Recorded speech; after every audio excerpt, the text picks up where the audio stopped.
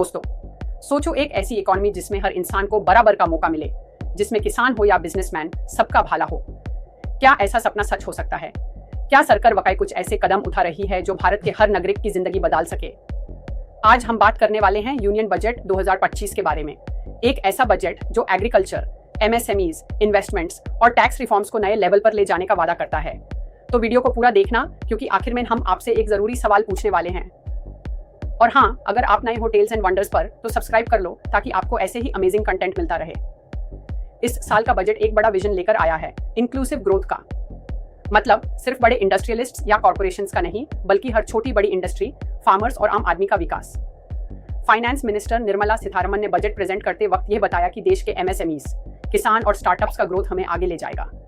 लेकिन सवाल यह है कि ये सिर्फ बातें हैं या वाकई ग्राउंड लेवल पर कुछ बदलाव आएगा? आप क्या सोचते हो? पिछले साल के इकोनॉमिक सर्वे ने कुछ इंपॉर्टेंट ट्रेंड्स हाईलाइट किए थे। इंडिया का जीडीपी ग्रोथ 6.4% तक एक्सपेक्ट किया जा रहा है, जो दुनिया के टॉप इमर्जिंग इकोनॉमीज में से एक है। लेकिन ग्लोबल ट्रेड टेंशंस और जियोपॉलिटिक्स एक बड़ी चैलेंज है। एमएसएमईज और एग्रीकल्चर सेक्टर पर ज्यादा फोकस दिया गया है, क्योंकि भारत की इकोनॉमिक बैकबोन यही है। सरकार का कहना है कि अगर इन पिलर्स को स्ट्रॉन्ग बनाया जाए तो इंडिया सिर्फ सेल्फ सफिशिएंट नहीं, बल्कि ग्लोबल इकोनॉमिक लीडर बन सकता है। तो आप बताओ, क्या आपको लगता है कि ये सही डायरेक्शन है या कुछ और इंपॉर्टेंट रिफॉर्म्स की जरूरत है?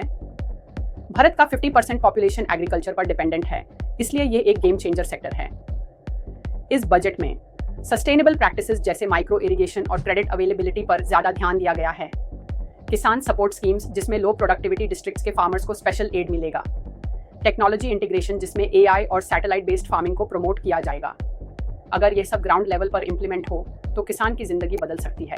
क्या आपको लगता है कि यह स्कीम सच में काम करेगी? कमेंट सेक्शन में जरूर बताना।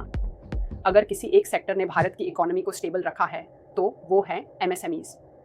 बजट 2025 इस सेक्टर को और मजबूत करने के लिए पॉलिसी रिफॉर्म्स जो अनरजिस्टर्ड एमएसएमईज को भी बेनिफिट्स देंगे, एक्सपोर्ट्स को बढ़ावा जो लोकल बिजनेसेस को ग्लोबल मार्केट तक ले जाएगा, सिंप्लीफाइड कंप्लायंस ताकि नए स्टार्टअप्स आसानी से खुल सकें। अगर आप भी एक एस्पायरिंग एंटरप्रेन्योर हो तो ये बजट आपके लिए एक नया मौका हो सकता है। क्या आप भी अपना स्टार्टअप प्लान कर रहे हो? कमेंट करके बताओ। सबसे बड़ी रिलीफ न्यूज़ ये है कि इनकम अब तो 12 लाख अब टैक्स फ्री है। इसका मतलब है कि मिडिल क्लास पर फाइनेंशियल बर्डन काफ़ी कम होगा। इनकम टैक्स स्लैब्स सिंप्लीफाई की गई हैं। इन्वेस्टमेंट फ्रेंडली एनवायरनमेंट जो फॉरेन इन्वेस्टर्स को अट्रैक्ट करेगा। मोर बेनिफिट्स फॉर सैलरीड क्लास जो उनका डिस्पोजेबल इनकम बढ़ाता है।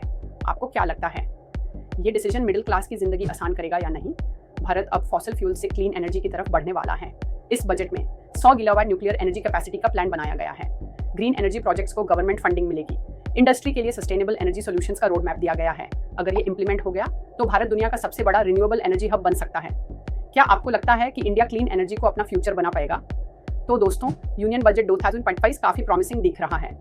एग्रीकल्चर, एमएसएमईज, स्टार्टअप्स और टैक्सेशन रिफॉर्म्स पर जो फोकस है, उसे इंडिया एक नया इकोनॉमिक पावर हाउस बन सकता है। लेकिन असल टेस्ट अब होगा जब ये ग्राउंड लेवल पर इंप्लीमेंट हो। आपको क्या लगता है, क्या ये बजट सही डायरेक्शन में जा रहा है? क्या इंडिया वाकई एक इकोनॉमिक सुपर पावर बन सकता है? कमेंट सेक्शन में अपना ओपिनियन जरूर शेयर करो। अगर आपको ये वीडियो पसंद आया तो लाइक जरूर करो, शेयर करो और सबसे जरूरी सब्सक्राइब करो टेल्स एंड वंडर्स को, क्योंकि हम यही नहीं रुकने वाले। हमारे चैनल पर आपको मिलेंगे और भी अमेजिंग वीडियोस जैसे मिस्ट्री ऑफ येटी, क्या वो सच में एग्जिस्ट करता है? इंडिया की इंडिपेंडेंस की कहानी, वो सच जो आपको नहीं पता।